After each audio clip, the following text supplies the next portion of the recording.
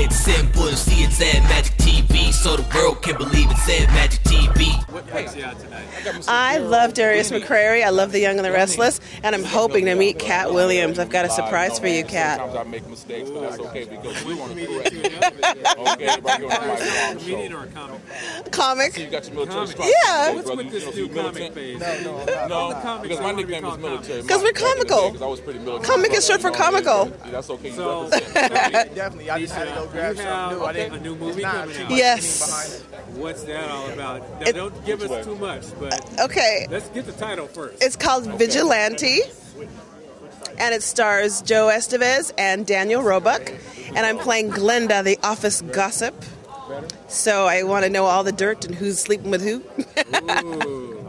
So it's coming out in June, and I'm very excited. Wow. Now, your role in this is? I'm playing Glenda, the office gossip. The office gossip. Now, what did it take to get into that role? Well, I had to sleep with a lot of people. You were on the list, but you turned me down, so that's why I only got the part of Glenda. Okay, we got the comic showing out now.